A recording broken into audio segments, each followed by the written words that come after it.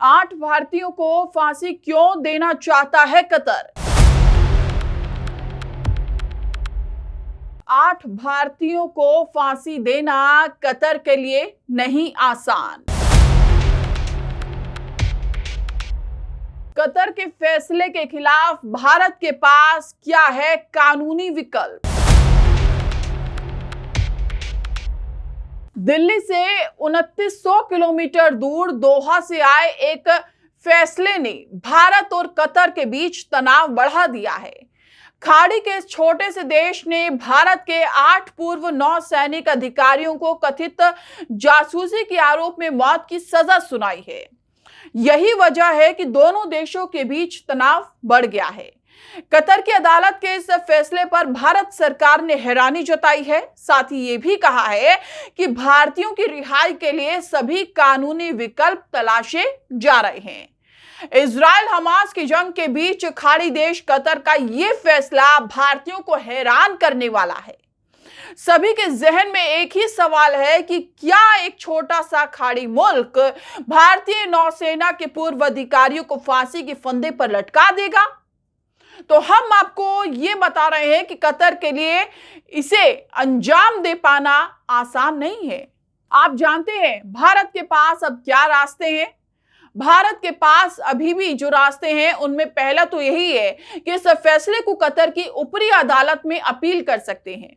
अगर उचित प्रक्रियाओं का पालन नहीं किया जाता है या अपील नहीं सुनी जाती है तो भारत इस मामले को अंतर्राष्ट्रीय अदालत में भी ले जा सकता है। इसके अलावा कतर के अमीर सद्भावना दिखाते हुए साल में 2 बार अपने देश में कैदियों को क्षमादान देते हैं। ये मौका आता है हर साल रमजान को और कतर के राष्ट्रीय दिवस यानी कि 18 दिसंबर को। भारत के साथ अच्छे संबंधों को देखते हुए कतर के अमीर तमीम बिन हमद अल थानी भारत के नागरिकों के लिए भी क्षमादान की घोषणा कर सकते हैं। अब आपको बताते हैं कतर ने जिन लोगों को सजा सुनाई वो कौन है।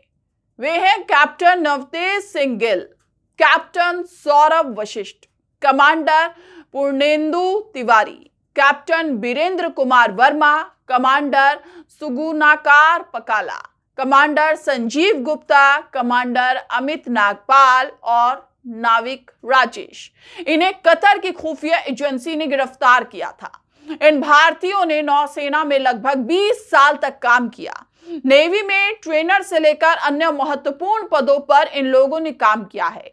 ये पूरा मामला जब सामने आया जब पूर्णेंदु तिवारी की बहन मीतू भार्गव ने पिछले साल 25 अक्टूबर को ट्वीट कर बताया था कि भारतीय नौसेना के 8 पूर्व अफसर 57 दिन से कतर की राजधानी दोहा में गैर कानूनी तरीके से हिरासत में हैं।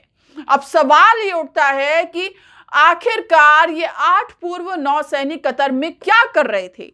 नौसेना से रिटायर्ड ये सभी अफसर दोहा में स्थित अल दहरा कंपनी में काम करते थे। ये कंपनी टेक्नोलॉजी और कंसल्टेंसी सर्विस प्रोवाइड करती थी। इस कंपनी को ओमान की वायुसेना से रिटायर्ड स्क्वाड्रन लीडर खमीस अल आजमी चलाते थे।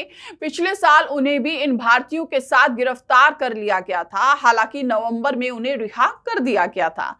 ये कंपनी इस साल 31 मई को बंद हो गई है। कतर के साथ भारत के संबंध काफी संवेदनशील रहे हैं। रक्षा और सुरक्षा सहयोग पर फोकस करते हुए भारत अब कतर के साथ संबंधों को बढ़ाने की दिशा में काम कर रहा है। ऐसे में प्रधानमंत्री नरेंद्र मोदी और विदेश मंत्री जयशंकर के सामने भारतीयों की जान बचाने की बड़ी चुनौती है।